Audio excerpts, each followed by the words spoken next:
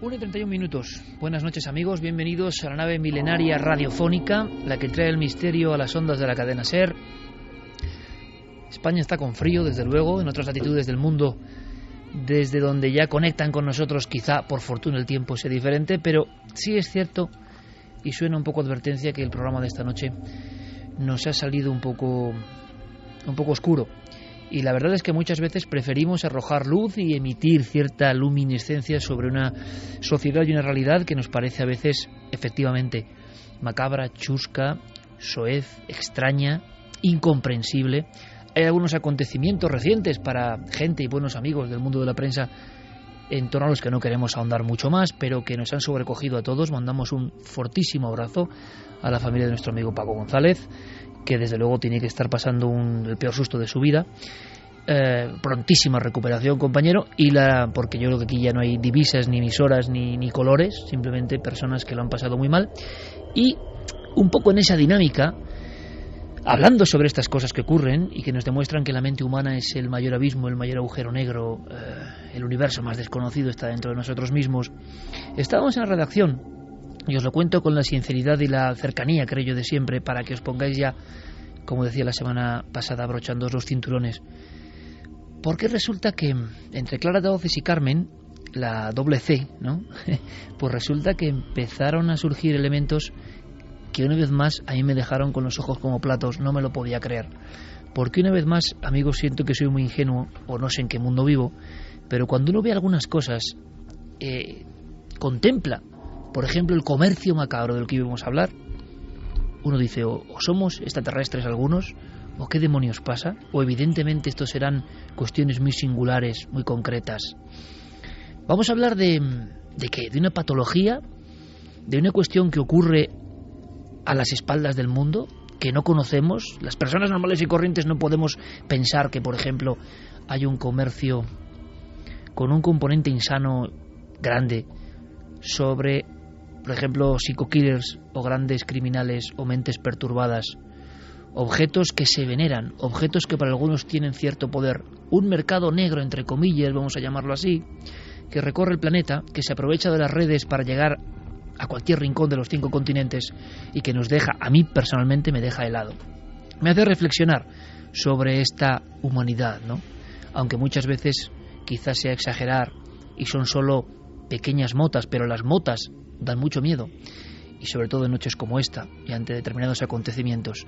Vamos a analizar el ser humano y qué significa eso. ¿Cómo es posible que vendan, por ejemplo, fotografías que nunca han aparecido en ningún lugar? Fotografías policiales. Hemos visto esta misma noche, con espanto lo digo, fotografías de crímenes de los que todos hemos oído hablar, por desgracia. Los crímenes de la familia Manson, por ejemplo. Y habíamos visto algunas imágenes que en nuestro breve programa de televisión hemos censurado, nos hemos autocensurado, porque ¿qué se arregla con mostrar eso? ¿Qué se aprende con mostrar estas imágenes terribles de Sharon Tate? Esa pobre Sharon Tate que recuerdo unos días antes, nunca lo puedo olvidar, antes de ser acuchillada, embarazada de 8 meses, en aquella casa donde pintaron las puertas con la palabra pig o helter skelter, aquella gente delirante, aquella gente que en qué coordenada estaba. Esa pobre Sharon Tate, digo, que unos días antes bajó a la cocina con mucha sed. Bajó a la cocina con una sed repentina y en mitad de la cocina vi una figura, vi una sombra. Era ella misma de espaldas, pero tenía un capuchón, tenía una especie de soga. Estaba viendo su propio destino.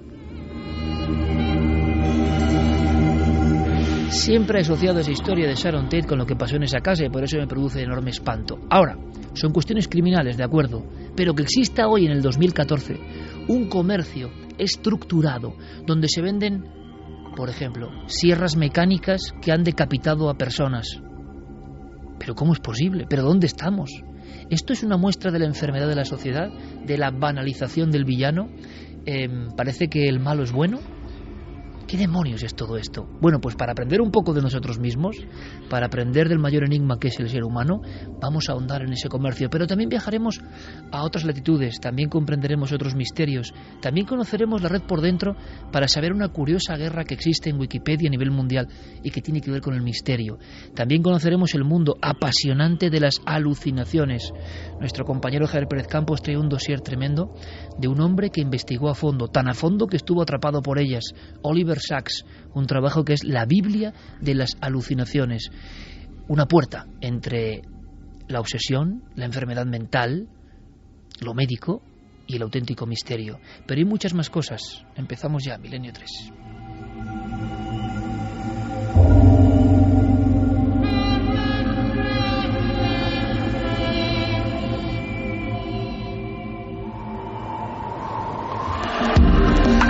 Nunca antes habías estado tan cerca de lo desconocido.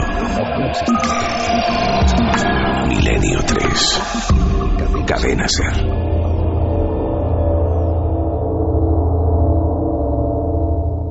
Bueno, el auge de la fascinación por el crimen y de todos estos objetos relacionados con ello se relaciona también con la idea de que la violencia es probablemente el espectáculo más límite, más radical. Si podemos imaginar todo aquello que causa espectáculo, vemos como la polémica y el conflicto está siempre del lado de aquellos elementos que entran en competición. Y el crimen y la violencia, sobre todo si es a cargo de personas que se han destacado mucho en esto, es probablemente el espectáculo más radical, el más capaz de responder a un vacío que muchas personas tienen en su vida, por desgracia. Gente anónima, gente solitaria, gente con dificultades para comunicación. Es una sociedad muy comunicada pero poco relacionada, y cada vez veremos más personas aisladas haciendo de su mundo un mundo de coleccionismo, de fantasías, de obsesiones, prácticamente el centro de su atención. Con Noel Calero a los mandos técnicos, esta banda sonora que a veces, más que sonar, se cierne sobre todos nosotros, de Herbst 9, que sí, parece que habla de esto y de alucinaciones, ¿no?, que está inspirada en todo esto. Con nuestro compañero Fermín Agustí, con Javi Pérez Campos, buenas noches. Buenas noches, Iker. Con don Santiago Camacho, buenas noches. Buenas noches, Iker. Clara Tauces, buenas noches. Muy buenas noches. Esto tiene un nombre, por cierto. Murderabilia. Murderabilia. Vamos a aprender un poco. Carmen, buenas noches. Buenas madrugadas, Iker. Guillermo León, Diego Marañón, todo el equipo en Nave del Misterio, en las redes sociales, milenio3@cadenaser.com. Abrimos líneas por si acaso, porque puede haber cuestiones, porque incluso la propia audiencia nos puede sorprender. Yo es que sé que es verdad todo esto, pero me cuesta creerlo, me duele creerlo, sería la palabra. Bueno, los amigos internautas saben que ya se ven de todo en la red, que puedes encontrar cualquier cosa y algunas verdaderamente muy macabras. Abrimos líneas. Claro que sí, líneas abiertas en Twitter, en Facebook y en Google Plus. Nos tienen que buscar en Nave del Misterio, y también nuestro correo electrónico milenio3@cadenaser.com.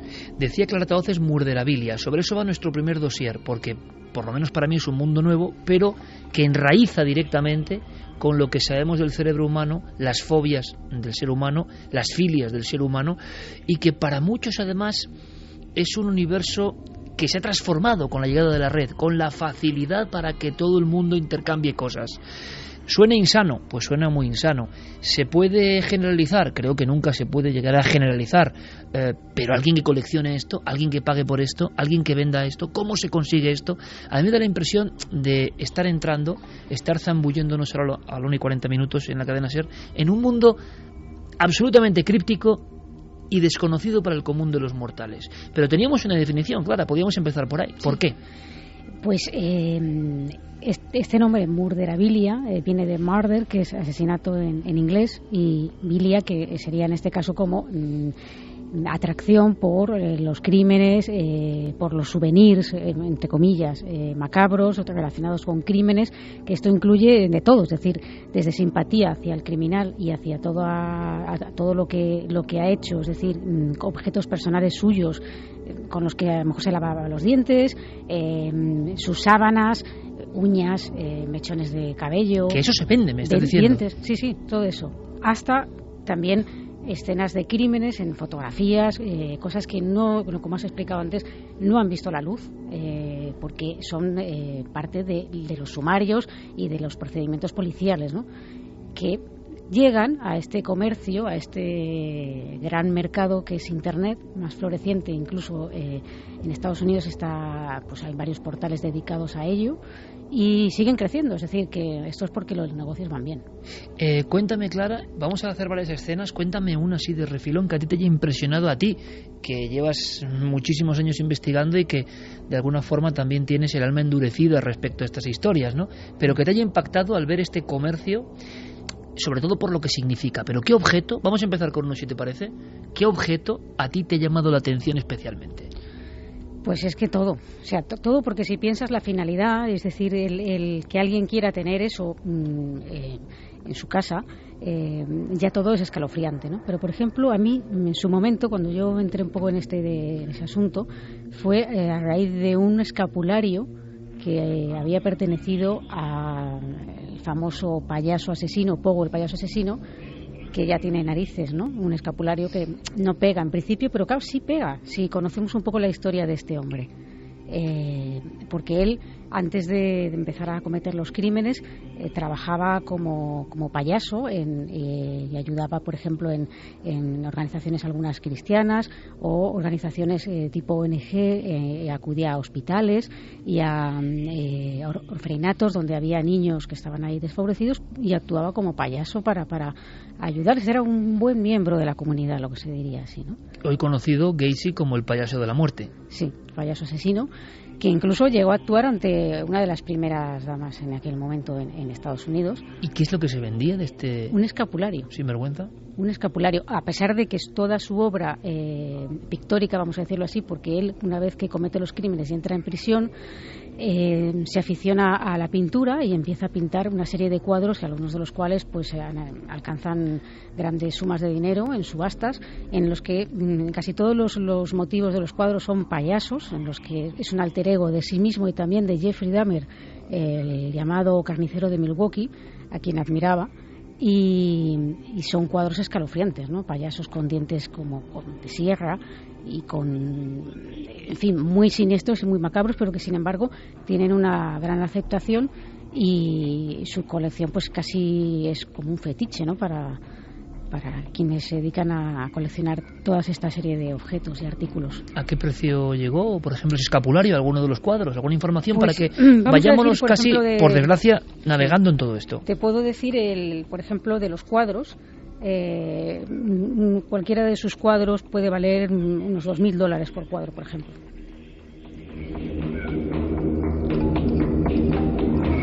Escuchábamos antes a Vicente Garrido, yo creo que uno de los grandes criminólogos españoles y europeos, preocupado ante esto, porque en el fondo no deja de ser un espejo de la sociedad, un espejo que asusta, porque una cosa es que uno, como decía él, estudie las cuestiones criminológicas, otra cosa es que tenga veneración o admiración, haya habido un trueque extraño en la mente, quizá la no distinción entre el bien y el mal, y luego ya que uno quiera tener cerca este tipo de objetos y que otros hagan comercio con ello, nos sorprende. Nos espantábamos hace un tiempo con la historia, leyendo el verano que contaba Diego Marañón la temporada pasada de comercios de carne humana.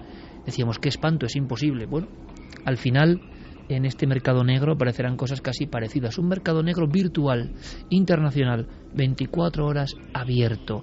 Vamos a ver qué piensa otro maestro del crimen como Paco Pérez Avellán sobre un tema que hasta para los propios criminólogos, tengo que decirlo, era sorprendente. Es decir, como siempre hay cosas nuevas, tan rápidas, tan vertiginosas en esta sociedad, que hasta los especialistas se les pasan y las observan tan alucinados como nosotros. Esto, naturalmente, es un comercio absolutamente macabro y despreciable. Es ensalzar o enaltecer un hecho absolutamente reprobable. Esto es cercano, creo yo, a la enfermedad mental. JFK. Karen, ¿podríamos empezar por esa historia o por los anexos que tiene esta historia? Yo me he sorprendido muchísimo con algunos objetos reales que yo no sé primero, luego habrá que debatir y ver cómo salen a la venta, cómo se consiguen, cuántas personas forman parte de esta especie de redes que hacen que algo real, repito, físico, llegue al ciberespacio y se pueda comprar, porque aquí hay policías, hay autoridades, hay forenses, hay fotógrafos. Es como la ley del todo vale, todo vale porque se comercia con ello. ¿Qué imagen será, ¿no?, de la sociedad en su conjunto cuando se llega a estos extremos?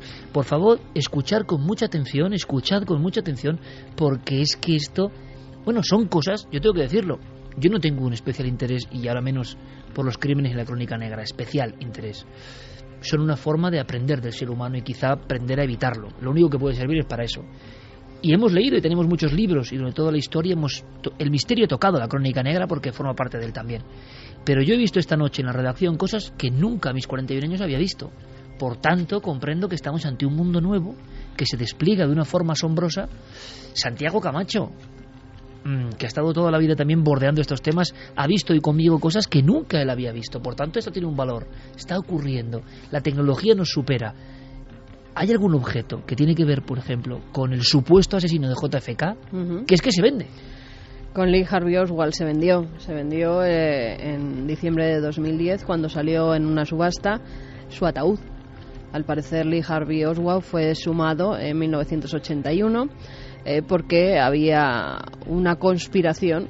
Decían que verdaderamente el que estaba enterrado en lugar de Oswald era un agente de la CIA. Tuvieron que hacer todo tipo de comprobaciones y la conspiración llegó hasta ese punto. Exactamente. Y descubrieron que no, que el que estaba enterrado era verdaderamente Oswald, al que metieron en un nuevo ataúd, y se lo quedó la casa de funerarias que había hecho los traslados de los restos, creyendo todo el mundo que, claro, se iba a destruir. Además, que estaba en bastantes malas condiciones.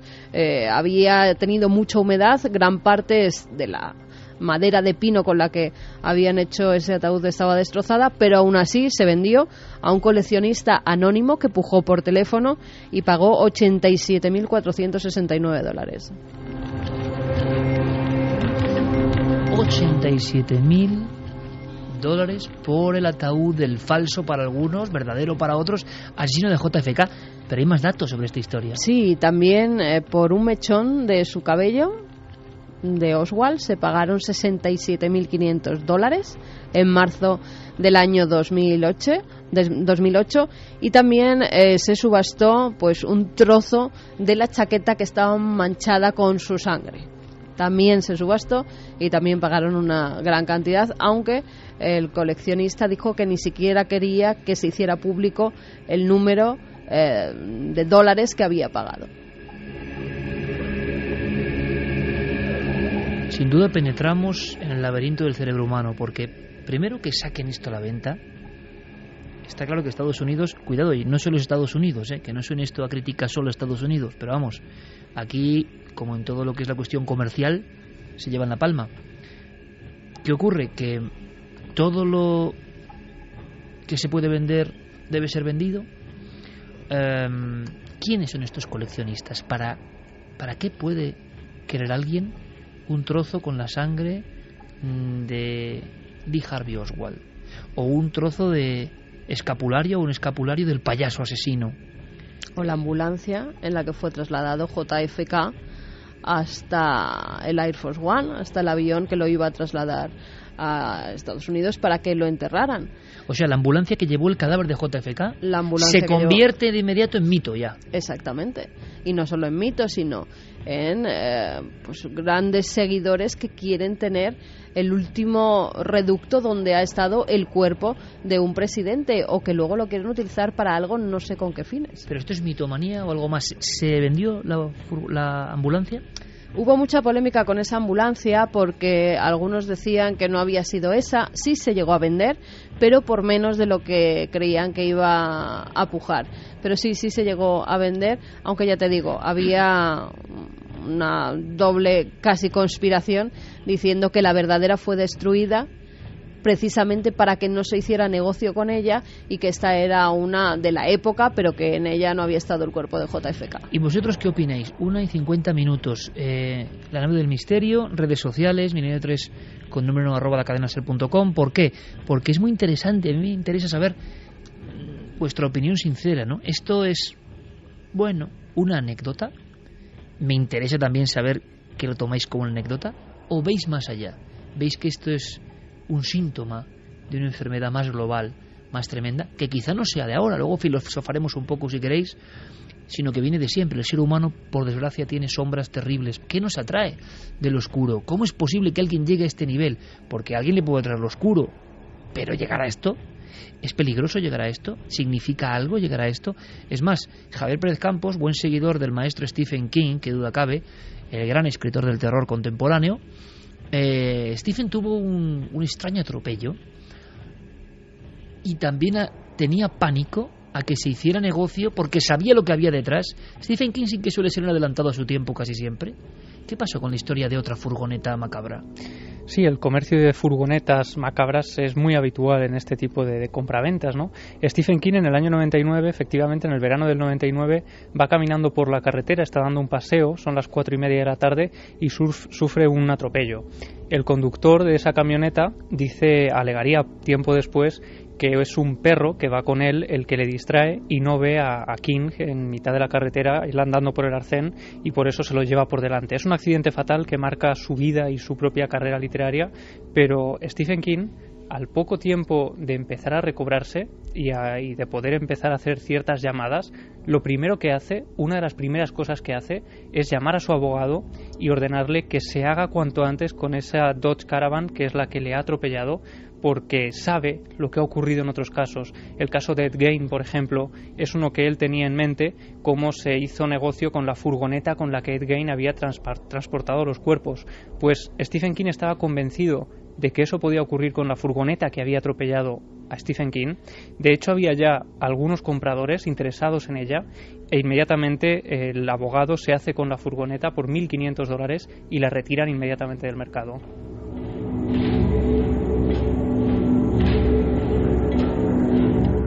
Bueno, quizá una de las cuestiones sea que se ha magnificado y se ha valorado positivamente, entre otras cosas, la imagen del villano.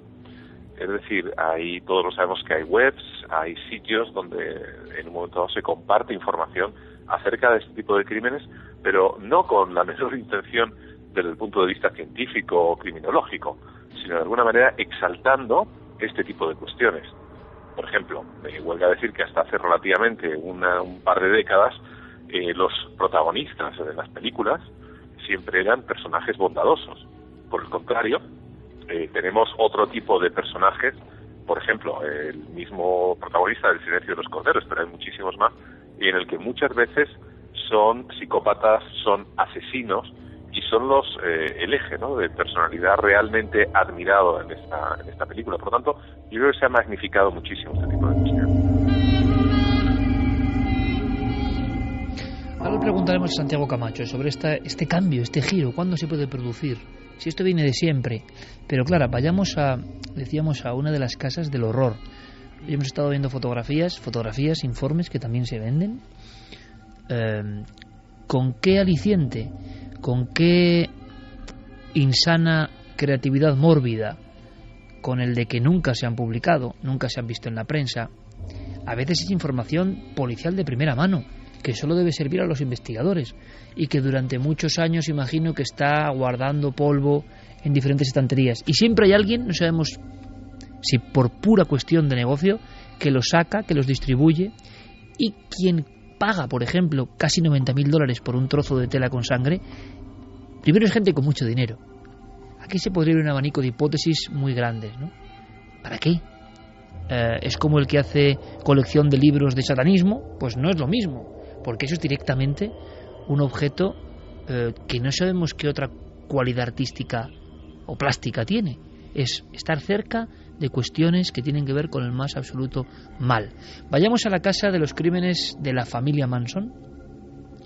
No vamos a repetir la historia porque creo que todos la conocéis. Ese ataque liderado ideológicamente por Charles Manson, que siempre es noticia porque siempre vuelve a pedir libertad condicional o que se iba a casar, bueno, todas estas historias que en el fondo yo creo que convierten casi en títere de los medios a una figura terrorífica, una figura demoníaca, una figura que yo no entiendo ni que haya cierto merchandising en torno a ella, ¿no? Como si fuera un icono divertido, cuando es alguien que lava el cerebro de otras personas, que entran, irrumpen en una casa en la noche, cuchillo en mano, cuchillo de cocina en mano, que asaetean a puñaladas a varias personas, entre ellas Sharon Tate, embarazada de 8 meses, que ve cómo su visión, su profecía se acaba cumpliendo, una sangría sin precedentes, con muchas sombras todavía sobre ese crimen, sobre por qué se ejecutó.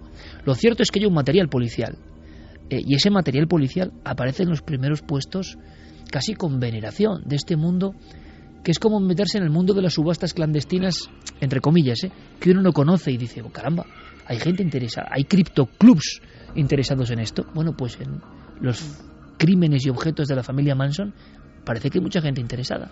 ¿En qué objetos? ¿En qué cosas? Pues sí, es decir, si hay como un ranking de los más buscados, quizá el más buscado de todos es los objetos que tengan algún tipo, o hayan tenido algún tipo de contacto o hayan pertenecido a Charles Manson, que como sabemos está vivo y sigue cumpliendo condena, con lo cual él mismo, desde la cárcel, pues se permite el vender autógrafos suyos a sus fans, que tiene numerosos fans que le escriben cartas, muchas cartas al cabo del año. Muchas de amor.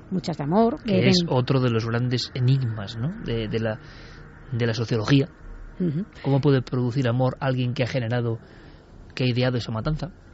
Exacto. Es que, bueno, en torno a Charles Manson sabemos que hay es una figura que no pasa desapercibida y no resulta indiferente. Hay quienes piensan que es el mayor villano de la historia y hay quienes piensan que es un mártir, que él realmente no llegó a hacer nada. Como has explicado tú, fue el autor intelectual de estos asesinatos, pero él realmente, lo que se dice matar, no mató a nadie. Y que les parece excesivo que lleve en la cárcel desde el año 69, que fue cuando se cometieron los crímenes, ¿no? Entonces, todo lo de él es muy buscado. Sabemos que Charles Manson además compone música y vende sus CDs a través de Internet, incluso a veces los ha subido gratuitamente a algún servidor para que se puedan descargar por tiempo limitado. Y, por ejemplo, hasta una colilla de Charles Manson, un cigarrillo a medio fumar, es un objeto de los que se buscan. ¿Se han llegado a subastar cigarrillos de Charles Manson? Sí, a medio fumar. Lo más fuerte quizá es una radiografía de la médula espinal de Manson, que se subastó se vendió por $8.500. Y claro, decimos, pues esto cómo es posible, ¿no? Claro, evidentemente con cierto permiso del criminal en este caso, que está vivo, ¿no? Porque el negocio más o menos funciona de esta manera. Muchas de estas páginas son fundadas por los propios coleccionistas, gente que le había interesado este coleccionismo desde siempre y que de repente se dan cuenta de que, oye, pues además de hacer mi colección, puedo conseguir mucho dinero para seguir coleccionando. Es decir, no solamente el móvil de dinero les mueve, sino las ganas de ampliar esa colección que tienen. Entonces, en los casos en los que el asesino está vivo, se contacta con él y se le ofrece, se hace un pacto, se le ofrece pues una cantidad, un porcentaje que suele rondar el 70% de la ganancia, y el mismo criminal suministra pues mechones de pelo, uñas, lo que hemos hablado antes, ¿no? Es increíble que se permita esto, ¿no? Lo primero, no sé, me parece alucinante. Es que, ¿no?, teóricamente se ha convertido en un ser mitificado y eso hace que todo lo que toque, como si fuera un rey Midas, sí, pues sea valorado por los compradores. Pero luego hay objetos que estuvieron presentes en la noche de la matanza, sí, y que también se han vendido, han tenido problemas. Efectivamente, a veces ocurre cuando son o bien criminales que ya no están aquí, han muerto, han sido ejecutados o han muerto por diversas circunstancias. Sucede que pues hay una serie de atestados, de sumarios y de información relativa a ese caso, a esos casos, esos crímenes, que obviamente están en manos policiales, pero hay como una mano negra que, bueno, pues se hace con ese material y anónimamente lo vende o lo suministra a estas páginas para que a su vez lo vuelvan a revender, ¿no?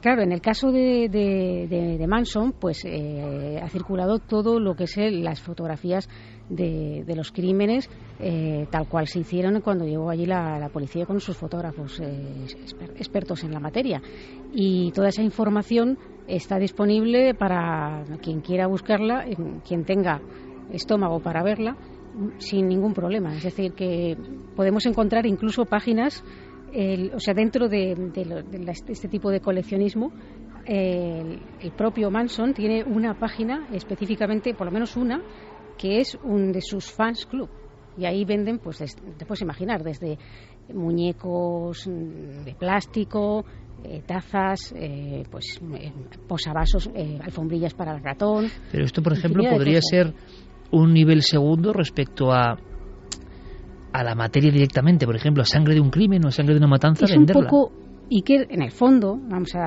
en otro signo, pero es un poco la mecánica de las reliquias.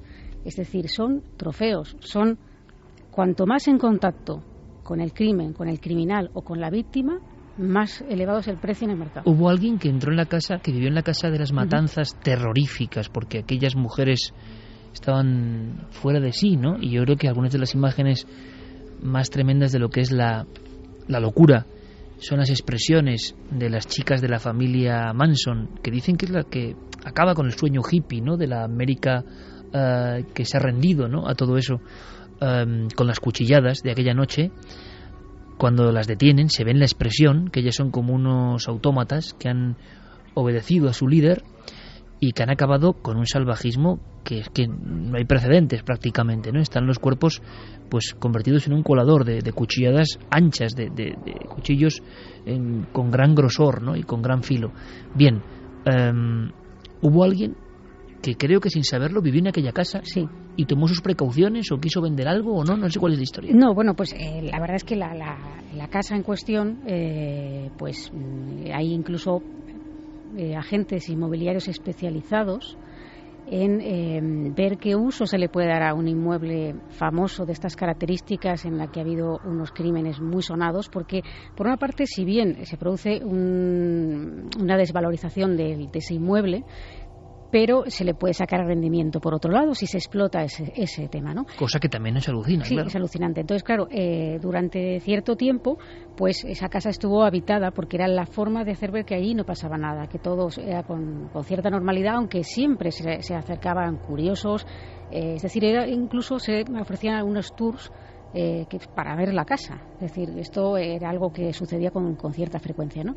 Y poco antes, cuando ya han pasado muchos años, poco antes de que al final esa casa tuvo que ser demolida, pues el líder de una banda de rock industrial, justo antes de demolerla, pues estuvo viviendo en esa casa sin saber, según dice él, lo que allí había ocurrido. Es decir, por muy famoso que hubiera sido los crímenes, habían pasado muchos años. Entonces, bueno, cuando se dio cuenta de lo que había pasado, dice que a él le hubiera gustado que alguien le hubiera advertido de en qué casa se iba a vivir. No obstante, antes de marcharse, se llevó consigo la puerta principal y la tiene en su oficina. Quizá no entendemos la mentalidad de los Estados Unidos, aunque esto ya no es una cuestión estadounidense, es global. Las autopsias de Sharon Tate, los informes policiales, tú pagas una cantidad, te los dan. Luego, cuidado con esto, lo comentaremos. Hablábamos hace poco de en Estados Unidos se hace un informe para saber si ha habido un crimen en tu casa.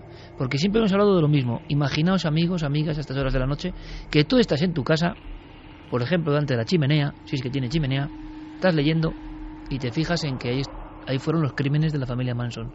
Que en el modesto sofá donde estás sentado, pues aquella gente cogió a determinada persona, le puso un capuchón y la ahorcó y luego la acuchilló. Que en el pasillo que va hacia la cocina, otro con manos ensangrentadas puso pig. Es decir, imagino que el terror que te tiene que entrar. Pero hay dos versiones. Una, que la gente quiere información porque causa rechazo, y otra, que es la versión refinada, terrible, la que no entendemos, que hay inmobiliarias que intentan sacarle un jugo especial a este tipo de casas marcadas, casas con sangre. Yo repito, es un espejo de lo que somos, todo esto que estamos contando y que no conocíamos sobre Sharon Tate.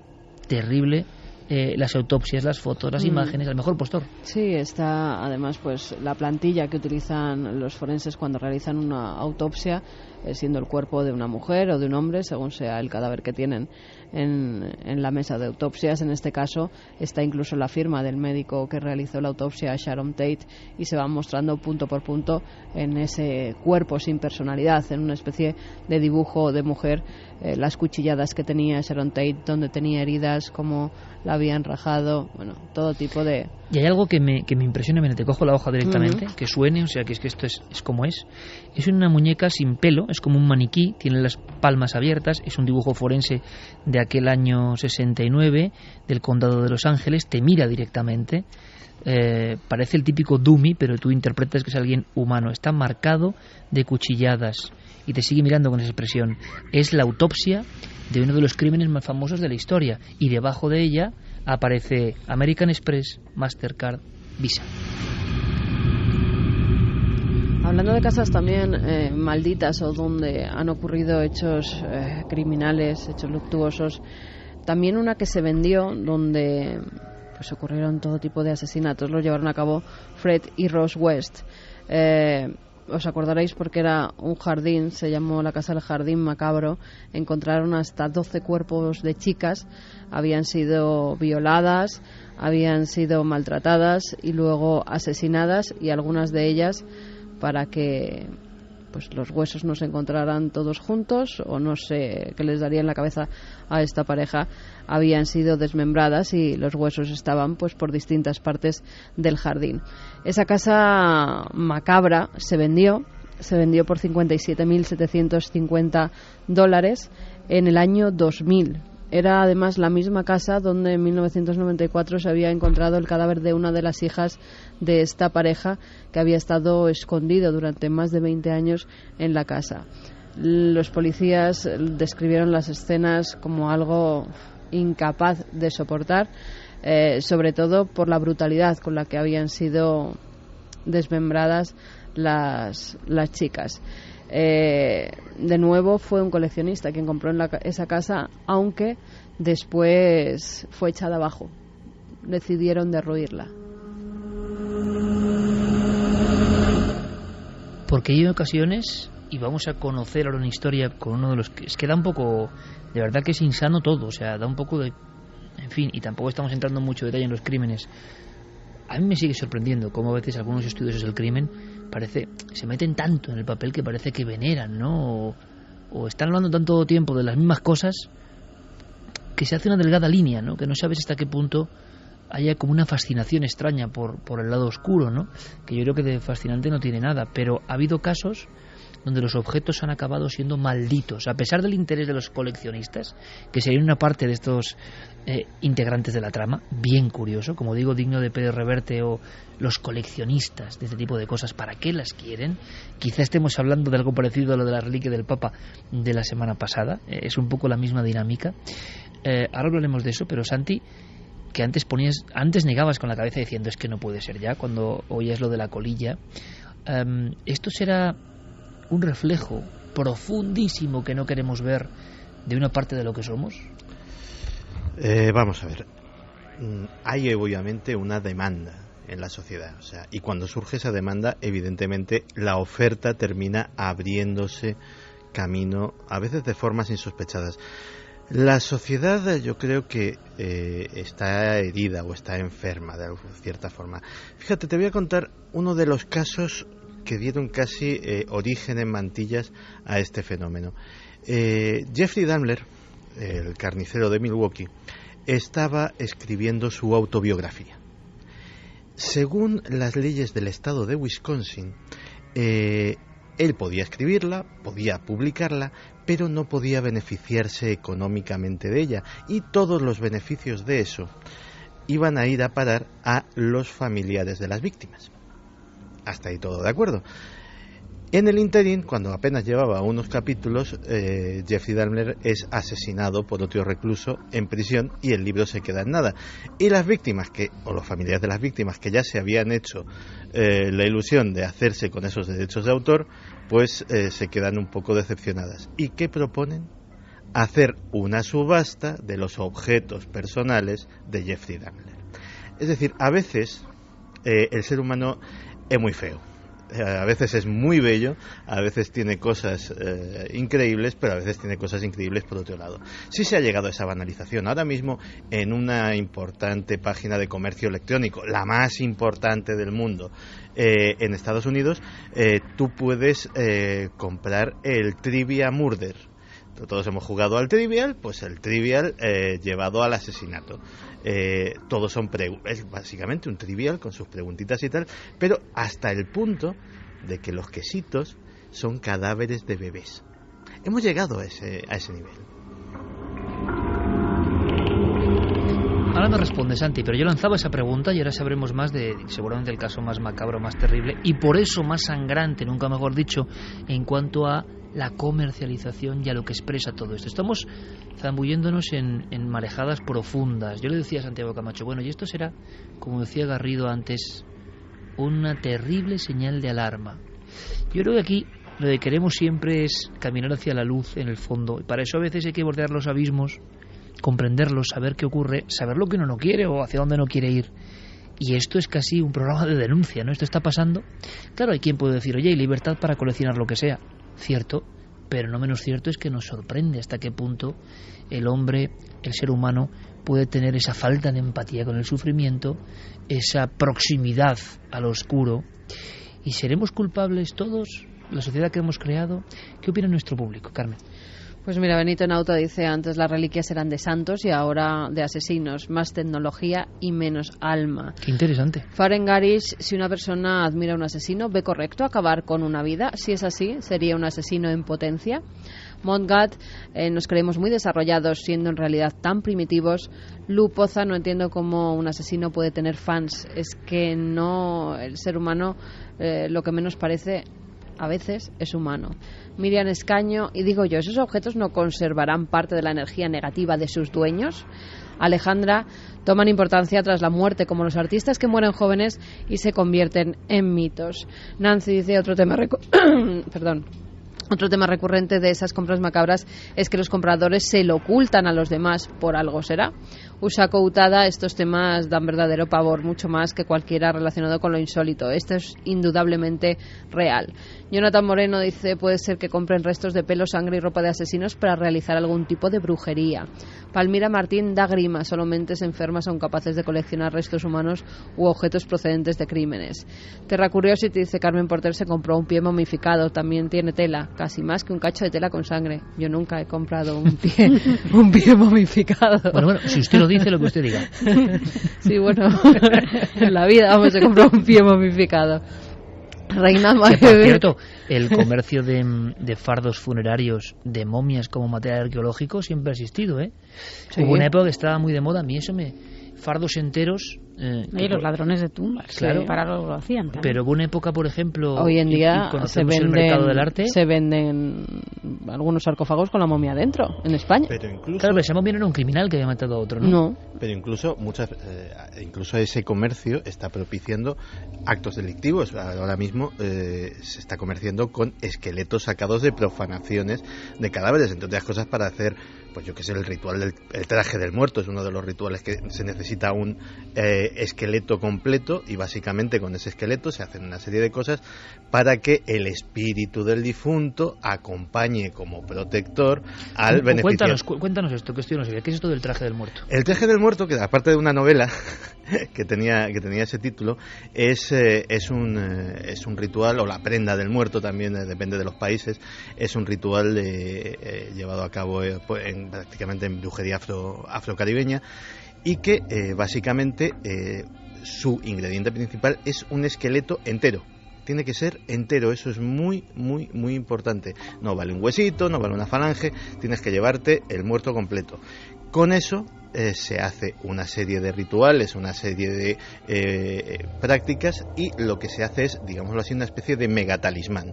Es decir, capturas el espíritu, el alma del difunto, para que se convierta en una especie de ángel o de espíritu protector de la persona que ha contratado ese ritual. Pues esos esqueletos, evidentemente, hay un mercado con ellos.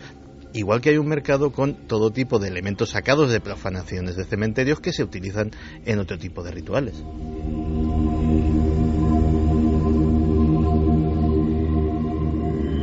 Reina Maeve dice: tampoco es algo tan raro ni nuevo, el morbo ha existido siempre, incluso se ha usado la piel de ajusticiados para hacer libros. Anastasia Romanov: ¿qué clase de pervertido querría una furgoneta que ha atropellado a Stephen King? Juanjo Ramírez dice: según leí hace tiempo, Stephen King no solo compró la camioneta que lo atropelló, sino que la tiene en su jardín y cuando siente ira sale con un bate de béisbol a golpearla. Muy de Stephen King, ¿eh? Raúl Cebrián dice: creo que muchos de los compradores de estos artículos quieren formar parte de algún modo de esos macabros acontecimientos, como si adquiriendo dichas cosas revivieran o fueran ellos mismos los propios protagonistas. El ¿Quién poder sabe? evocador, interesante, pero en el fondo es un estudio sobre nuestras sombras más profundas. Vicente Garrido, toda una autoridad mundial en la materia, quiere dar un apunte más en esta extraña clase de esta noche. Yo distinguiría entre dos sujetos. Uno, el que simplemente goza con la posesión o con el intercambio, que forma parte de chats, que rivaliza en cuanto a conocimientos sobre criminales y asesinatos, que en verdad no creo que haga daño a nadie, pero que de alguna manera él mismo se desconecta de lo que podría ser una vida mucho más plena y de un tipo de intereses, por supuesto, mucho más enriquecedores, de que hay otra persona que busca en concreto emular a alguien o que ha desarrollado una especie de obsesión por emular o por vivir algo que un asesino o que determinados asesinos han vivido. Este segundo tipo de sujetos sí que son peligrosos. Nos imaginamos con los objetos concretos, como lo ha dicho antes uno de nuestros oyentes, que muchas veces es que son finos, es el dardo en la palabra, como decía Lázaro Carreter, ¿no? Las reliquias eran de santos y ahora también hay reliquias de asesinos sin alma, viles. Algunos casos es que son tan terribles que yo creo que muchas veces el público se olvida de lo que han hecho esos sujetos. Ahora le preguntaremos a Santi y debatiremos si esto siempre ha sido así o qué significa esto. Hay quien dice que la banalización de todo, y este es el ejemplo, como uno de los objetivos máximos del ser humano en este siglo XXI, año 2014, es como ser famoso a costa de lo que sea. A eso hemos llegado. Ser famoso a costa de lo que sea, pues puede ser alguien importante o más importante el que se ha gastado su fortuna en comprar la furgoneta que atropella a Stephen King. Da igual el motivo. Estamos en una sociedad en la que impera el llega como sea, de cualquier forma. Si lo que impera es llega de cualquier forma, no con honestidad, no con paso firme, no con seriedad, de cualquier forma, pues hay muchas personas, imagino que ese mensaje pues tiene una cualidad calidoscópica en el cerebro, lo interpretan de muchas formas, ser célebre por cualquier cuestión. Luego está la otra fase que nos parece más macabra, ¿no? La de aquellos que quizás sabiendo muy bien lo que compran, pues no sé si quieren hacer ensalmos, rituales, una asociación desde luego insana, porque no puede ser lo mismo comprar cuadros flamencos, románicos o incluso momias o sarcófagos que trozos de sangre. Es que no creo que sea lo mismo, sobre todo de dónde vienen, qué significan. Esto ha sido siempre así. Lo debatíamos en la redacción, amigos. ¿Esto es de ahora o ahora hay más facilidad? ¿O ahora el eco de la red nos hace pensar que es mucho más y en el fondo es una minoría, pero que se hace oír? ¿O ahora precisamente por la red un montón de gente que sí que tiene la mente insana y que además se le acondiciona para que la insalubridad continúe siempre en esa senda? Al ser humano se le dan pocas opciones para escapar. Todo el entretenimiento, todas las posibilidades que son más que nunca de tener información, se vehiculizan hacia lo insano, lo primitivo, lo chusco, lo banal, lo soez, con mayor facilidad que lo que no es así, lo que es elevado. Entonces, claro, ¿qué está ocurriendo? Radiografía pura y dura que luego detallaremos, pero yo quiero que Clara nos cuente la historia del carnicero de Milwaukee, porque ahí sí que hay objetos malditos, y daba un apunte antes, Santi, es el ejemplo claro de a qué estamos llegando. El carnicero de Milwaukee, cuyas fotografías de autopsias y demás también se venden, que pueden provocar directamente la vomitona, ¿no?, después de una cena. O sea, es algo terrorífico, no se puede ni concebir, porque este hombre engatusaba casi siempre a amantes, a chavales jóvenes, y luego los despedazaba en ocasiones con una sierra mecánica en vida. A algunos de ellos llegó a practicarles con un taladro un orificio en la cabeza y les echó ácido en vivo para ver si se comportaban como zombies. Para que no se marcharan de su lado. Quería tener esclavos y los intentaba zombificar. hacía todo tipo de aberraciones, y tú dices, bueno, por desgracia el mundo ha visto cómo ha nacido un ser infrahumano como este, pero lo increíble es que personas que, entre comillas, están bien de sus cabales, estén negociando y se haya generado un comercio macabro con los artefactos incluso que estuvieron en aquellas espantosas... ¿Cuántas muertes? 17.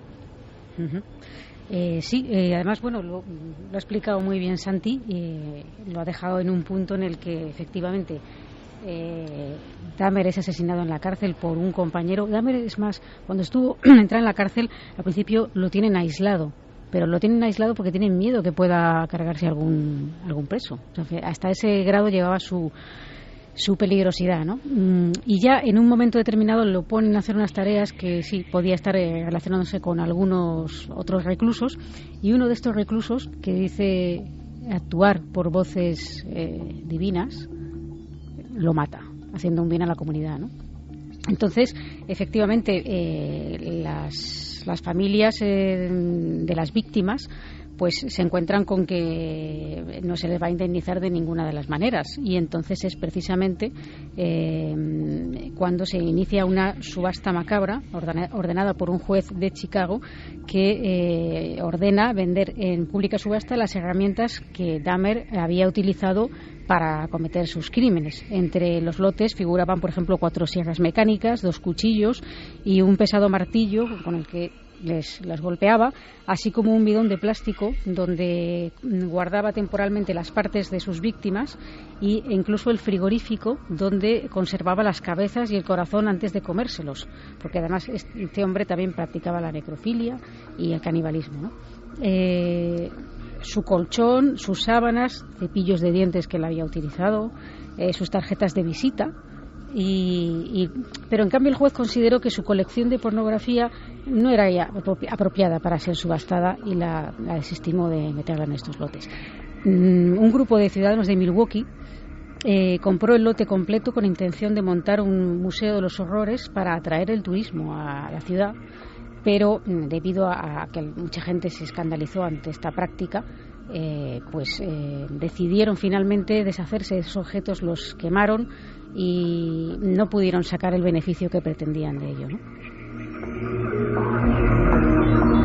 Al final, como una historia maldita en sí, pocos crímenes seriales tan terroríficos en su forma, inimaginable, la maldad humana, la deformidad completa a todos los aspectos, creaba zombies, incluso troceó a algunas personas y juntó miembros de unos con otros, sí, para convertirlos en autómatas de partes de diferentes muertos, sí, e intentar revivirlos. Sí, él su obsesión era que no le abandonaran sus amantes, y entonces la forma era convirtiéndolos presuntamente en zombies para que estuvieran a su servicio y todas sus órdenes las cumplieran y sobre todo no pudieran marcharse, ¿no?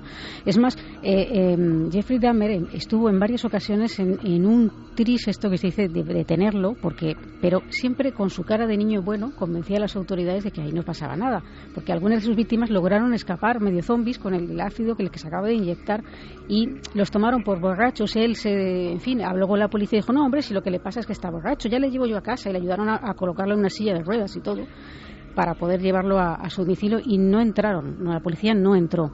En otra de las, por ejemplo, de esas macabras situaciones, imaginaos que los padres de Jeffrey Dahmer, que además se estableció ahora una curiosa historia relacionada con el cerebro de Dahmer, van a visitarlo y él acababa de cometer uno de esos crímenes y claro, le pillan como casi quien dice infraganti, y él esconde, como si fuera la película de Hitchcock de La Soga, el cuerpo de la víctima y donde estaban sentados sus padres. Tampoco se dieron cuenta de nada, pero ellos mismos, cuando... Una de las cosas que sorprende de este caso, y se comentó mucho, es que se habla de que los asesinos en serie muchas veces proceden de familias desestructuradas, en las que se les ha maltratado físicamente, donde se han sufrido abusos de todo tipo, incluyendo abusos sexuales, etcétera.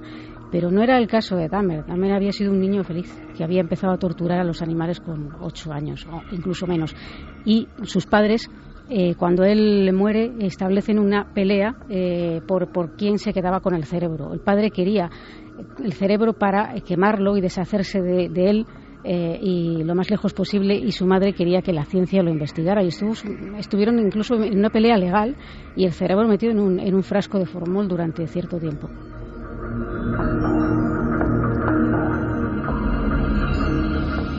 Más objetos, más elementos de este museo. Yo espero que no estemos dando la noche a muchos oyentes, pero esto es cruda realidad. Las caras de Jaime Pérez Campos y de Santi, que las veo en la penumbra, son de un gesto que tendríais que verlo, ¿no?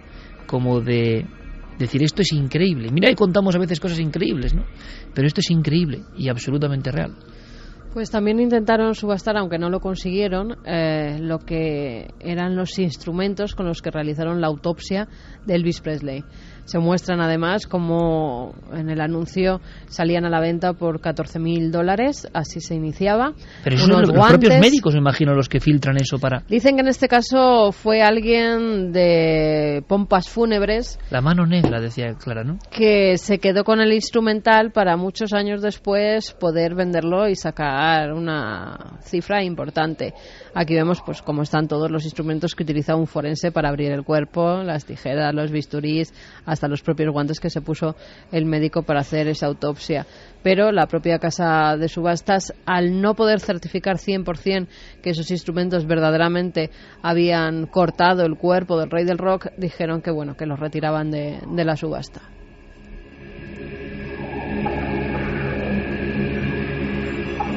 Seguimos con nuestra casa de subastas extrañísima, por ejemplo, sobre una bomber, otro tipo de asesinos que causaron el terror. También se venden objetos, reliquias modernas, un poco demoníacas, ¿no? Si lo pensamos bien. Sí, en el caso concretamente que mencionas se llama Theodor Kaczynski y está vivo, apodado una bomber porque se dedicaba a enviar bombas. Él tenía, digamos, una especie como de obsesión con que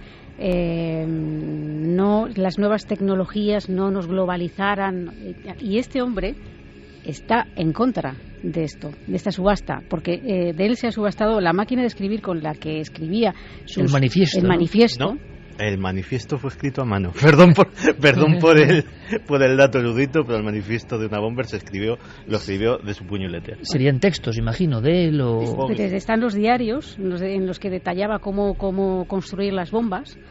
Y bueno, el lote alcanzó unos 160.000 euros en precio de mercado. Quizá lo de la máquina de escribir, el dato que tengo está errado, pero vamos, que seguramente con ello escribía las cartas que mandaba, ¿no? Porque todo era relacionado con esta actividad delictiva de las bombas. Además, Kaczynski, como digo, que está vivo, es filósofo y es matemático, estudió en Harvard y en la Universidad de Michigan. Y bueno, pues parece ser que quienes lo conocen manifiestan que es una persona bastante inteligente y que lo que tenía esta obsesión, digamos, de que las tecnologías no nos absorbieran. Y claro, él ve ahora que esas tecnologías mismas son las que están cogiendo sus objetos para hacerlos de negocio. No le parece a él bien. Santi, en tu opinión, ¿qué demuestra todo esto? Lo decíamos antes, en torno a la sociedad en la que vivimos. Tú en la redacción por lo menos decías que había una clara cuestión de inicio con la falta de trascendencia. Me ha sorprendido mucho y en ocasiones yo quiero trasladar, como no, los debates que se producen en la cena y en la redacción para que todos opinemos y todos opinéis, ¿no? Mira, una de las cosas que aqueja gravemente a nuestra sociedad es evidentemente que la idea de trascendencia ha sido estirpada a veces muy brutalmente de una parte muy importante de la sociedad, y cuando la idea de trascendencia desaparece, la vida carece de sentido. O sea, ahí está, o sea, se convierte en una especie de broma macabra y cada cual pues intenta matar el tiempo que le quede aquí como buenamente puede. Una visión materialista a la que nos empuja todo el mundo, desde luego. Claro. Somos materia, organismo y moriremos. Entonces, bueno...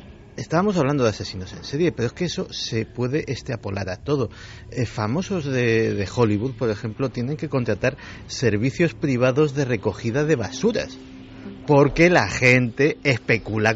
Lo que quiere es hacerse con la bolsa de la basura de Scarlett Johansson, revolver y vender en internet los tarros de los yogures que se ha comido. O sea, así como suena. Pero eso también es una radiografía de lo que somos, ¿eh? Sí. Una sociedad del espectáculo de una sociedad interconectada, de una sociedad donde el ser famoso, como sea, tiene un valor máximo, que es el anhelo de muchas personas, el objetivo de muchas personas, porque si no esto es imposible. Y sobre todo, efectivamente, la banalización del crimen y del daño ajeno. Fíjate que tanto Garrido como Gaona han dado en la clave de que hasta hace muy poco, muy poco, estaban en la ficción, por ejemplo, estaba muy claro quiénes eran los héroes y quiénes eran los villanos.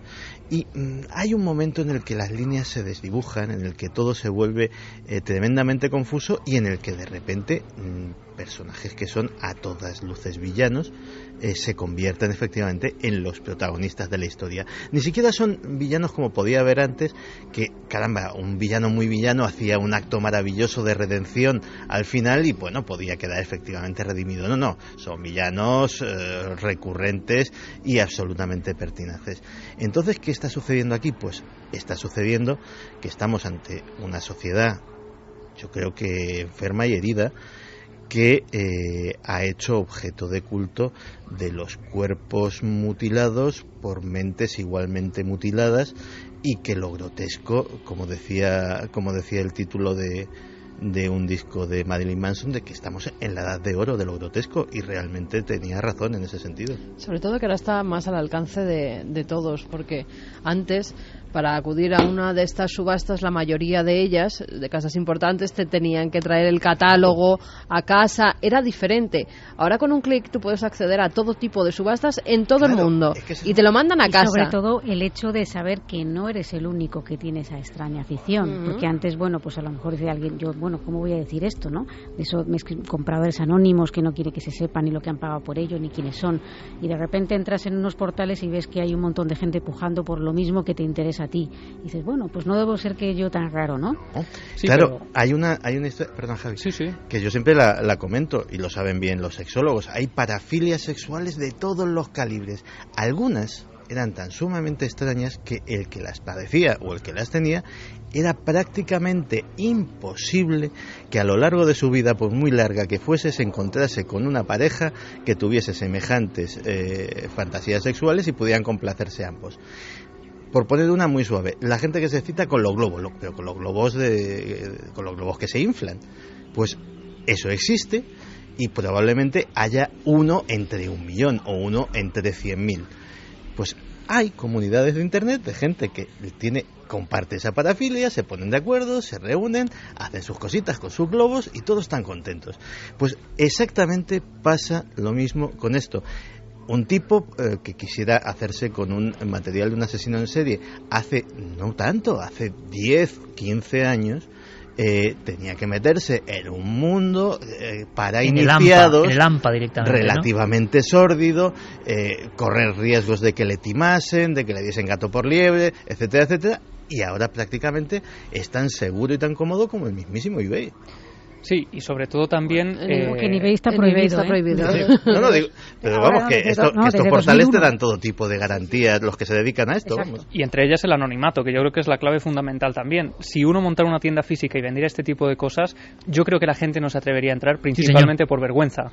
Pero como Internet te permite el anonimato y te permite comprar sin dejar ni rastro, este tipo de parafilias y de objetos tan extraños, no me cabe la menor duda de que la mejor zona o la mejor tienda para venderlos sea esta. De todas formas, en las subastas, si no quieres que se sepa cualquiera, cuadro, si no quieres que se sepa la puja que ha hecho una persona, las casas de subastas te respetan el anonimato, sino para comprar cualquier objeto. Y se han subastado cosas en subastas en Sotheby's, en Christie's. Aunque dicen que no, que ellos nunca se van han subastado esas cosas, ¿no? Como la calavera, el cráneo de Beethoven, por ejemplo, se subastó en Christie's. Sí, pero no hablamos de asesinos en serie, ¿no? Es decir, no hablamos del mundo insano.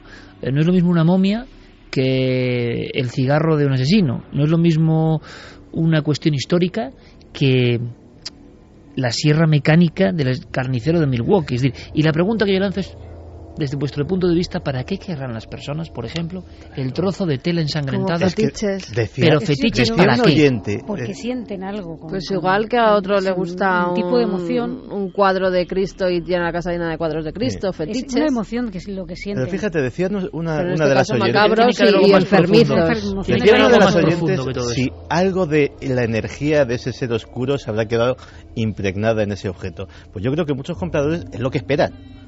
Por ahí realmente tiene desean. Que ser algo mucho más profundo que la banalidad de no, porque me gusta, porque lo veo. Alguien no invierte. No, las razones yo creo que tienen que eso. ser tan variadas como los compradores. Probablemente haya hasta alguno que se excite sexualmente teniendo ese objeto en sus manos. Hay tarjetas hasta de San Valentín, o sea, que decir, ya sin entrar, digamos, en los objetos propiamente de los asesinos, hay todo el merchandising que son hasta tarjetas del Día de los Enamorados, que lo tenemos a la vuelta de la esquina, de Charles Manson para regalar a la novia. Bueno, y el tema es tan candente además que normalmente la ley va surgiendo conforme va surgiendo el problema, y creo que son 4 estados ya de Estados Unidos 8. Donde este comercio 8 está totalmente prohibido y probablemente siga aumentando porque yo recuerdo aparecía el caso de unos padres totalmente fuera de sí porque se estaba comercializando con unas fotografías de la escena del crimen de sus hijos, y eso en el fondo es una auténtica vergüenza para que haya alguien lucrándose con eso. Las de Columbine, por ejemplo, esas fotografías. La matanza de los las muchachos que van allí. sacaron los medios de comunicación, algunas de las fotografías policiales pues están a la venta y son los hijos de alguien, de unos padres que como vean que se comercia con la vida de sus hijos, pues te puedes imaginar cómo. Yo creo que esto es que está en un estrato de la sociedad no muy conocido todavía, es decir, es una corriente subterránea que tiene a miles de personas, pero subterránea. Pero os quiero decir, el gran público no conoce que la matanza de Columbine, de 2 muchachos enloquecidos lanzando disparos contra todo el que venía en el instituto, que las fotos, se comercia con las fotos de los niños que son de un padre y una madre. Es decir, es el show business. Cuanto se puede garantizar más originalidad, o sea, más original es ese documento, mayor precio alcanza. Y esto siempre habrá sido así. Es decir, esa mente insana que nos empuja, decía Nietzsche, aquello de cuando uno mira hacia el abismo se ve reflejado en él, ¿no? Es decir, ese poder hipnótico y absorbedor. Pero yo lo pensaba antes, digo, bueno, creemos que ahora estamos en lo peor, en la peor cumbre de banalidad, pero claro, me imagino que cuando echaban los cristianos al circo en Roma, ahora se ha quedado que hacen, bueno, hasta la gracia, o el chiste, o el cómic, y el leoncito, un león, un felino, comiéndose una persona, desde luego que no es para todos los públicos, ¿eh? Sí, pero entonces, se quedaban decir, con restos de... Porque las brujas, por ejemplo, se quedaban con restos de las brujas cuando eran quemadas. Sí. Ahí sí que había un comercio. Sí. Con los santos había un comercio también. La cabeza de San Juan Bautista, que se llegaba a mojar pan en la sangre de la guillotina durante la Revolución Francesa. ¿Cómo? Sí, había gente que mojaba pan. ¿Pero para qué? Llevaba su hogaza, a veces para guardarla, a veces para venderla, a veces para ingerirla. Y Carmen hablaba guillotinas, y hablaba Carmen de que cuando había una matanza de bruja, una quema, había gente que cogía trozos. Sí. Pero eso es un impulso insano del ser humano. Yo hablaba del tema de los leones, de los ajusticiamientos, que repito, una quema tiene que ser terrible, me imagino, pero un animal contra una persona indefensa y la gente aplaudiendo como un espectáculo. Yo lo que voy es, hemos sido tan demoníacos siempre. Ahora nos espanta porque creemos que con la tecnología, precisamente, la frialdad del conocimiento humano, la versión científica ha huido de esa barbarie. La ciencia ha venido para salvarnos de la irracionalidad de la barbarie. Y resulta que la ciencia tiene sus formas nuevas de barbarie, precisamente más frías, más soterradas, más anónimas, que es, por ejemplo, comercializar con el dolor de otros, ¿no? Y eso está ocurriendo, es curioso. O sea, la ciencia, que lo que pretendía era extirparnos la irracionalidad, con su racionalidad tampoco nos ha extirpado nada. Sí, pero da que pensar que esa pulsión es tan antigua como el hombre. Lo que pasa es que hasta hace, pongamos, muy poco tiempo la irracionalidad o la violencia era institucionalizada. Cada X tiempo teníamos una guerra. Cuanto más nos remontamos en el tiempo, más atroz era esa guerra, porque había mutilaciones, porque no había medicinas, porque había que dejar a los heridos donde cayesen, etcétera, etcétera. Había ejecuciones públicas. Te quiero decir... Y vamos, cuando ajusticiaban a alguien en una plaza, la plaza se llenaba de bote en bote, te quiero decir, no. no eran almas cándidas que estaban rezando por el reo, sino que realmente iban a complacerse en la muerte de aquel ser humano. Como un espectáculo, ¿no? Sí. Como se cuenta aquí mismo, ejecuciones en Madrid en el Plaza Mayor, y uno ve los bandos de lo que se hacía, y había los vendedores de almendras garrapiñadas. Los paseos que daban en los reos durante, sobre todo por la zona de Lavapiés, esas calles que se convertían en auténtico... Un espectáculo. Una especie de procesión, y sí, un espectáculo, como quien ve pasar a la Virgen de la Macarena con su vida, pues ellos vivían en ese tipo de los herejes, ¿no? Lo que eran las personas que iban a morir. Pero fijaos, hablando de ejecuciones, Iker, se subastó toda una colección de el mayor verdugo de Inglaterra. Se llamaba Albert Pierpoint. Toda su familia había sido verdugo. Él a los 11 años dijo que su mayor ilusión era ser verdugo, igual que su padre y que su abuelo, y lo consiguió. Y se subastaron algunos de los objetos, no solo con los que quitaba la vida por orden estatal a los reos, sino también cuadernos personales que llevaba él poniendo cómo era la medida del cuello de los que tenía que ahorcar, si era fino, si era gordo, todo con todos los nombres de los que había justiciado unas 600 personas. Y luego también cosas suyas, la correa de un reloj, el traje que llevaba al ajusticiar a tal persona, o sea, eran... Última pregunta, porque lo que hemos hecho es aprender un poco, y es la misión de Milenio 3, contar lo que casi nadie cuenta, mostrar la complejidad, ¿no?, de este prisma que es la realidad, y que desde luego a mí por lo menos me espanta, y a todo este equipo le espanta, pero es en España. ¿Habrá todavía... O sea, habrá signos? Es muy incipiente. No tenemos mucha noticia de que en España objetos que tengan que ver con el tema en España exista, ¿no? Comercio de momento.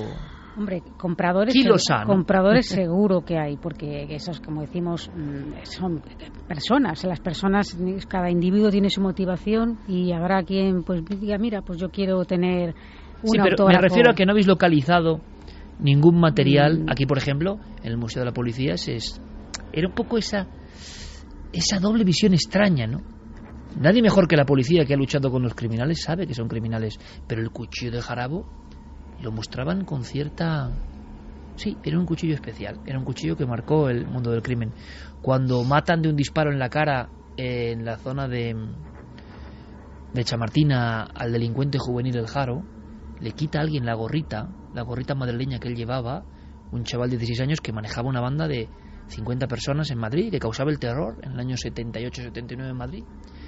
Y entonces a mí me lo contó el policía que estaba allí, en la comisaría de Cartagena, durante años, en una columna gris junto a recortes de prensa, estaba con un clavo la gorra del Jaro. Es decir, hay toda una especie de extraña mística, pero quedan, ¿no?, dependencias policiales o en un museo de la policía. Cierto, pero no te la puedes llevar. No sale al mercado, es decir, claro, no han salido, pues yo qué sé, las pruebas policiales de asesinatos terribles que se han cometido en nuestro país. Hoy en día no han salido, veremos en un futuro. No, pero esa deformación que decía Iker, que le puede pasar a los policías, le puede pasar a los criminólogos, me puede pasar a mí. Yo, por ejemplo, muchas veces me sorprendo cuando cuando estudio sobre servicios de inteligencia. Yo que sé, un caso muy célebre, el paraguas de Markov. Al final te olvidas de que el señor Markov era un ser humano, era un pobre disidente búlgaro que estaba luchando por la libertad en Inglaterra, y te quedas con lo ingenioso que era lo del paraguas de Markov y la bolita de ricino y todo aquello. Es que, Santi, yo creo que el gran problema, pero a muchos niveles, cuando se habla de asesinos y asesinatos, de intento de asesinato consumado, de terribles desgracias, es que nadie en esta sociedad tan rápida se para a pensar que esa persona es una persona, que la han matado de una forma terrorífica, que es un ser humano. Se empieza a hablar de un caso, de otro caso, de las circunstancias del juicio, de incluso algunos que ya, bueno, en fin, no voy a decir nada, pero justicia para el que ha hecho esto, o derechos para el que ha hecho esto, y muy poca gente vuelve a conectar con el momento en que esa persona, mujer, hombre, niño, perdió la vida en manos de un sinvergüenza, una moral, un ser desalmado y monstruoso, ¿no? Eso parece que queda a un lado, ya ha pasado. Ese dicho español tan terrorífico, tan real como todos los dichos españoles, de el muerto al hoyo y el vivo al bollo, ¿no? Hay algo dentro de nosotros que hace pensar ya, no sé, la siguiente cuestión, oiga, no pensemos en lo que ha pasado, pero lo que ha pasado es que una niña, un niño, una anciana, un anciano, una mujer joven, tal, ha sido aseteada a cuchilladas en una calle no muy lejos. Y todo el mundo se preocupa de la siguiente polémica, de qué va a pasar, de la justicia para el preso o no justicia para el preso, de la ley no sé qué. Nadie vuelve al momento terrible en el cual alguien, como un demonio, se apodera de la vida de otro. Cuando hemos tenido esa distancia con el dolor de la muerte, cuando no entendemos eso, se produce todo este abismo, ¿no?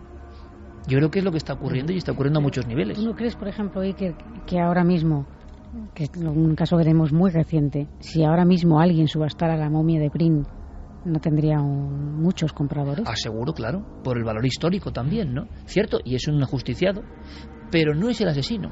La momia de un asesino me parecería diferente, ¿no? Porque venerar a un asesino me parece algo distinto. ¿Y el revólver del asesino? Pues también, seguramente. En fin, nos encontramos, ¿verdad?, ante el retrato humano. Yo recuerdo, por ejemplo, un caso que me indignó profundamente, y que es el de aquella niña hace un par de años que mata a un sinvergüenza que se le lleva de su madre y la mata con 16 meses. Bueno, pues la gente se olvida y la gente se preocupa de no sé qué, y no pongo ninguna palabra, pasa con el preso. Pero oiga, ¿qué pasa con el preso que ha matado a una niña de 18 meses? Están hablando de no sé qué leyes. Bueno, en una sociedad que hace las cosas que hace, ¿qué vamos a pensar? Pero la banalidad. Si la vida no tiene nada de sagrado, la muerte no es para tanto, ¿no? En el fondo esa es la cuestión. Si la vida no es nada sagrado, la muerte, bueno, pues tampoco importa tanto la vida humana. Si estamos en una sociedad que no le importa tanto la vida humana, que no lo conecta con lo más sagrado, y no hablo de religioso, sino sagrado intocable, pues entonces tampoco es para tanto. Importa más, oye, a ver cómo pasó el tiempo, pásame el siguiente programa, no sé qué. ¿Estamos en esa sociedad también o no? ¿O es una exageración? Bueno, lo que hemos querido es contar una muestra, una pica en Flandes una vez más, de un mundo que salió a colación de las reliquias, de lo que había ocurrido con la sangre del Papa, y en la redacción comprendimos de inmediato que había todo un comercio paralelo, que Clara Tavoces ya seguía hace tiempo, para cuestiones de investigación suya, que ya veremos a dónde llegan, y que es un mundo desconocido por completo. Y aquí estamos para crear mundos con vosotros, aunque sean tan sobrecogedores. Lo que viene ahora también es sobrecogedor. Sube esta música, Noel. Vamos a hacer un pequeño experimento. Vamos a hablar un rato, aunque sea con una porción, luego iremos con vuestros mensajes, de alucinaciones. Ahora todos creemos, la ciencia, esa ciencia que nos ha despegado de lo sagrado en ocasiones de la existencia, nos dice que son todas producidas por el cerebro. Es una visión muy moderna. La alucinación y visión siempre ha estado ahí, lo hemos dicho muchas veces. Y solo ahora creemos todos que es propio del cerebro, por tanto no existe, por tanto la creamos nosotros. Hay una obra tremenda, pero a mí me gustaría, Javi, porque haremos unos capítulos de este mundo tremendo de las alucinaciones y de Oliver Sacks, antes de presentar al personaje, que me cuentes, como me has contado antes, cuando yo estaba en el búnker secreto mirando las músicas y los cortes, una visión. Me gustaría mucho para que veamos la fuerza que tiene este tema. Este hombre estudia las alucinaciones y, como un detective de nuestro tiempo, se acaba dando cuenta de que hay algunas alucinaciones tremebundas de las que yo no he oído hablar. Unas me han puesto los pelos de punta. ¿Tú sabes cuáles? ¿Me lo puedes contar? Sí, en su nuevo trabajo Oliver Sacks estudia el mundo de las alucinaciones, el sorprendente mundo de las alucinaciones, e incluso se plantea si son una parte más de nuestro cerebro o si nuestro cerebro en ese momento se abre y permite el contacto con otro lado, ¿no? Y él habla de un tipo de alucinaciones que a mí me ha impresionado, son las alucinaciones de duelo. Él dice que en los momentos en los que perdemos a una persona, a un familiar, nosotros sufrimos y la obsesión nos lleva en ocasiones a verlo, a ver a la persona fallecida. En ocasiones este tipo de alucinaciones pretenden cumplir una función que suele ser la de traernos alivio, traernos paz. Por eso el ser fallecido se nos aparece para decirnos que está bien en el otro lado. Sin embargo, Sacks habla de otro tipo de alucinaciones de duelo, las alucinaciones que provocan terror en los pacientes, en las víctimas. Estas alucinaciones normalmente suelen ir asociadas a la culpa, al sentimiento de que uno no ha actuado correctamente. Y cuenta algunos casos muy tremendos, pero uno de los más impresionantes es el de una madre que ha abortado, ha perdido a su hijo, y dice que solo unos días después, cuando está ya en el interior de su casa, en su domicilio, ha caído la noche y siente que una voz le llama, una voz desconocida que ella no ha oído nunca. Es la voz de un niño, un niño que tampoco ha visto nunca y que automáticamente relaciona con el hijo nonato. El niño lo único que le dice es: estoy bien, mamá, volveré.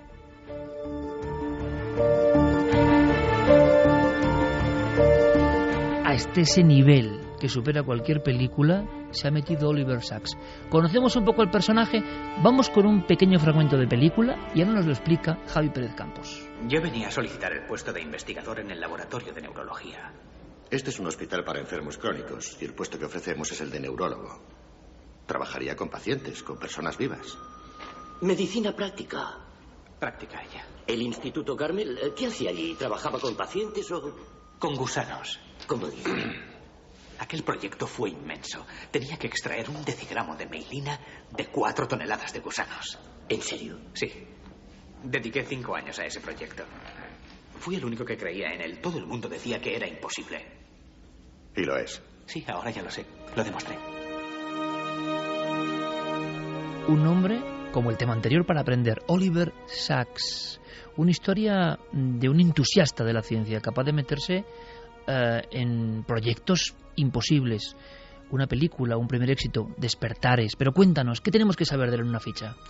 Pues Oliver Sacks es un neurólogo inglés, un importante neurólogo inglés, muy mediático, que se ha hecho famoso por seguir una tradición propia del siglo XIX, que es la de contador de anécdotas clínicas, relatar al gran público historias que a él le llegan como médico. Pero su historia, desde luego, es fascinante, ¿no? Porque para llegar al éxito ha tenido que pisar fondo, ¿no?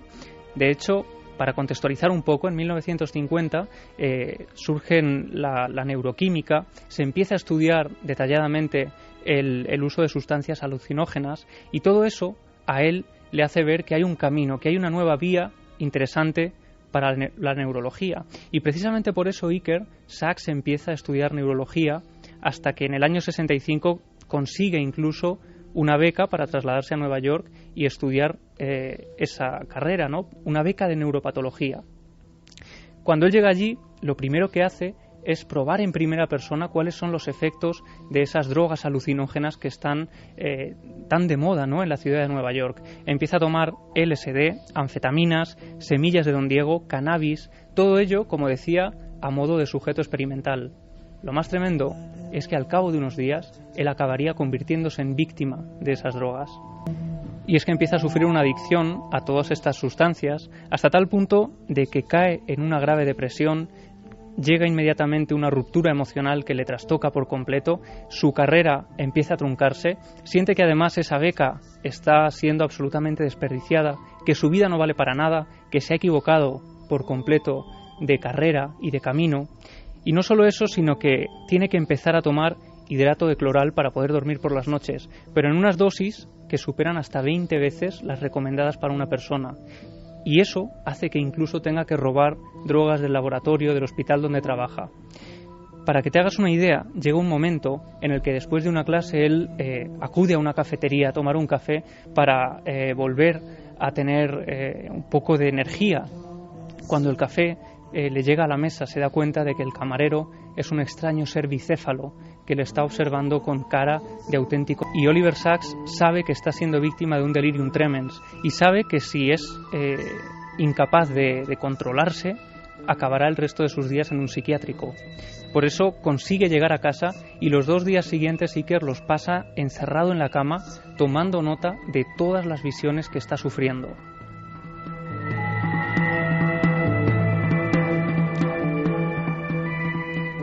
Y con la vida completamente truncada, sin nada que le incite a soñar, que le incite a seguir el camino que él había emprendido con gran ilusión, llega una noche de 1967, una noche de un viernes que él solía aprovechar para tomar estas drogas y estos alucinógenos a los que ya era adicto. Sin embargo, esa noche, no sabe muy bien por qué, decide partir de su casa, marcharse a la biblioteca de la Facultad de Medicina y husmear, dedicarse la tarde a buscar algunos tomos de medicina. Y allí descubre inmediatamente, nada más llegar a la facultad, descubre un viejo tomo que a él le llama la atención. Es un tomo de 1873, 500 páginas, que aborda en profundidad el tema de la migraña. Su autor era Edward Levin.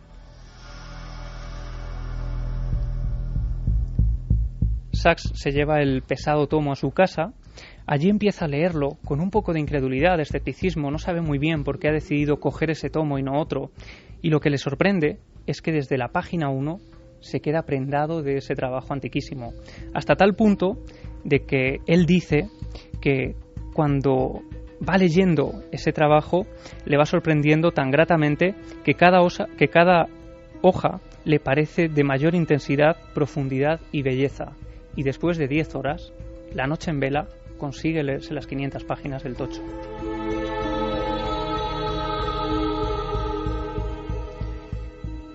Y lo que se produce entonces sí que es un momento de iluminación en la mente de Oliver Sacks. Él dice, además, que la alegría que eso me proporcionó fue real, infinitamente más sólida que la enajenación de las anfetaminas. Y piensa entonces que Edward Levin, ese autor que había hecho un libro marginal de 1873, que no aparecía ni siquiera en las bibliografías recomendadas de la migraña, pues era una persona de gran profundidad, ¿no? Y que ni siquiera, con todo lo que él había leído de la migraña, nadie había llegado siquiera a rozar esa belleza que él plasmaba en su libro. Entonces él se pregunta, ¿quién podría ser el Edward Levin de nuestro tiempo?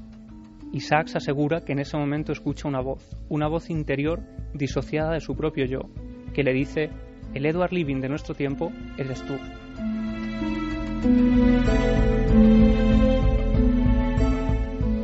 Desde ese día, Iker, este hombre, Oliver Sacks, deja las drogas, no vuelve a tomar una el resto de su vida, empieza a escribir su primer libro al día siguiente de esta experiencia y su libro se convierte en un tremendo éxito.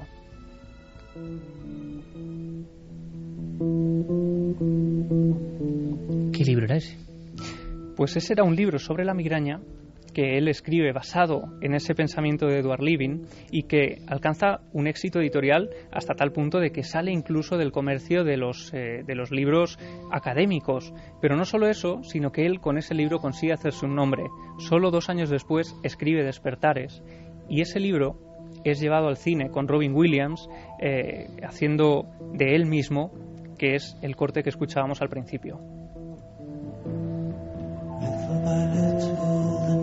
Pasó por lo que dicen muchos, noche oscura del alma, estuvo en el abismo absoluto, sufrió el delirium tremens, que parecía una escena propia de Kafka, los insectos le rodeaban, no era él, pero le rodeaban, y de ahí un libro, esa misma noche y no otra, iluminador, le hace entender que todo lo que él pensaba ya estaba escrito, le hace enamorarse de ese momento de reencantamiento con la realidad y sube de nuevo hacia arriba como en todo viaje iniciático.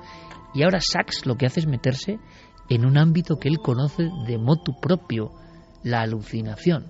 Claro, él decide abordar el mundo de las alucinaciones desde diferentes perspectivas, alucinaciones visuales, auditivas, producidas por las drogas, producidas, como contábamos al principio, por estados de duelo, de obsesión, y él cuenta, hace un poco de repaso histórico y antropológico de la alucinación, ¿no? Y es sorprendente porque habla de cómo a principios del siglo XVI la palabra alucinación significaba mente que divaga, es decir, las personas que hablaban de alucinaciones se referían a ellas como apariciones, no había distinción como existe hoy en día. Sin embargo, en 1830 un médico francés, un psiquiatra francés, Jean-Étienne Esquirol, es el que le da el significado a la palabra que conocemos hoy de alucinación. ¿Me quieres decir que desde entonces somos conscientes o creemos que todo eso está en nuestro cerebro y que no pertenece a la realidad? Y que antes de 1830 la alucinación, bueno, era algo que andaba por ahí. Eso es, y a partir de ese momento, Iker, cuando un médico decide darle el significado de hoy, es cuando empieza a estigmatizarse al paciente o al testigo de eso que él ve, y desde ese momento la gente le cuesta mucho más contar sus propias experiencias. Si quieres, Iker, después podemos escuchar algunos párrafos de Oliver Sacks. Vamos a escuchar a Oliver Sacks, hombre. Hablando de todo esto. Después de esta presentación tenemos que conocer hasta dónde llegó este hombre. ¿Qué investigaciones hizo? Ha hecho ese libro reciente, está ahí encima de la mesa. Seguro que queréis conocerlo y seguro que queréis conocer también cosas que tienen que ver con una curiosa guerra. Vamos a llamarlo guerra en Wikipedia y si hay tiempo, que lo habrá. Clara Taoces trae otro caso, así que preparaos. Un caso que tiene que ver con un hospital, con grabaciones originales, todo eso y mucho más. Ahora nuestros compañeros con todas las noticias, todo lo que pasa en el mundo en la cadena SER.